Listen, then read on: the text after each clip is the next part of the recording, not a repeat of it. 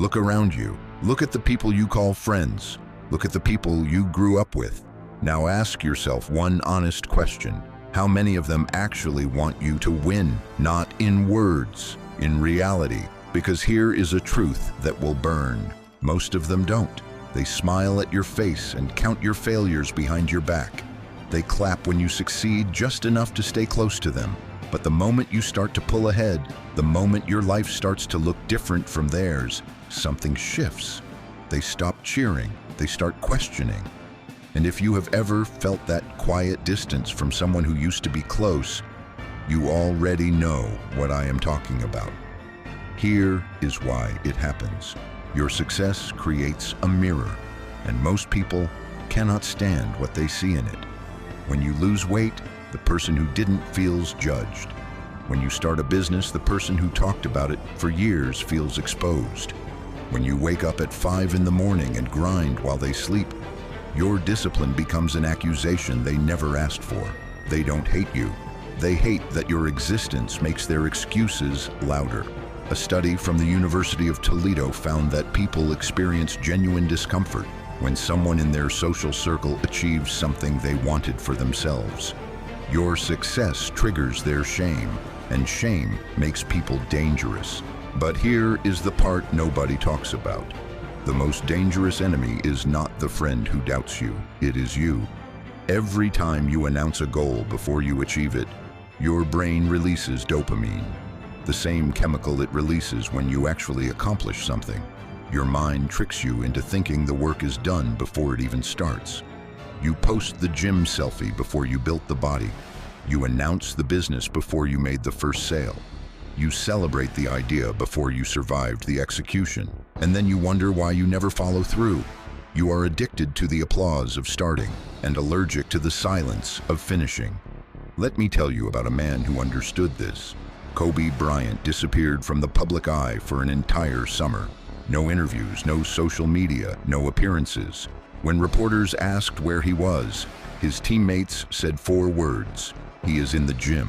While every other player was on vacation, Kobe was shooting 1,000 shots before sunrise, alone, in silence. When he came back, he was unrecognizable. He dropped 81 points in a single game, the second highest score in NBA history. Nobody saw the work, they only saw the result. And they called it talent. They always call it talent when they did not see the sacrifice. The world will never give you credit for the hours in the dark, but those hours are the only ones that matter. 2,000 years ago, a Roman emperor figured this out. His name was Marcus Aurelius. He ruled the most powerful empire on earth. He fought wars, buried his own children, survived assassination attempts, and through all of it, he never once made a public speech about his philosophy. He wrote a private journal, never meant to be published, and in that journal he wrote 7 words that destroy every self-help book ever printed. Waste no time arguing about what a good man should be. Be one. He understood that silence is not weakness. Silence is the sound of someone who has stopped performing and started building. Here are 3 rules that will change everything. Rule 1, the 48-hour test. Before you tell anyone your plan, wait 2 days. If the fire is still burning after 48 hours of silence, the goal is real. If it faded, it was just dopamine wearing a disguise. Rule 2, audit your circle, not with anger, with honesty. Ask yourself who in your life has ever sacrificed something for your dream. Those people stay. Everyone else is an audience, and audiences leave.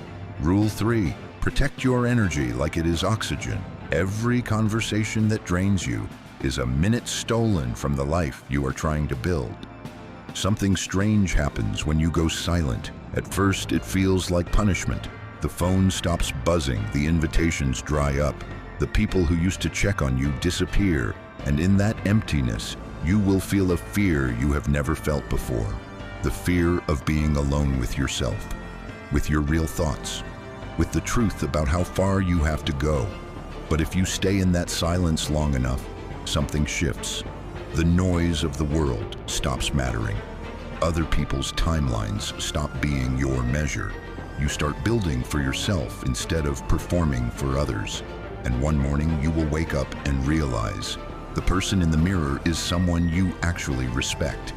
That is the transformation they will never understand, because they never had the courage to sit in the silence long enough to find. They don't want you to win.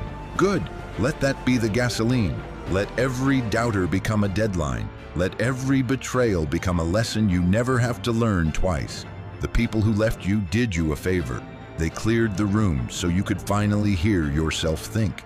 You are not broken. You are not behind. You are being built in a fire that most people are too afraid to walk through. And when you come out on the other side, unrecognizable, unshakable, unstoppable, they will say you got lucky. Let them. You will know the truth. And the truth does not need an audience. Now stop watching and go build something they cannot ignore.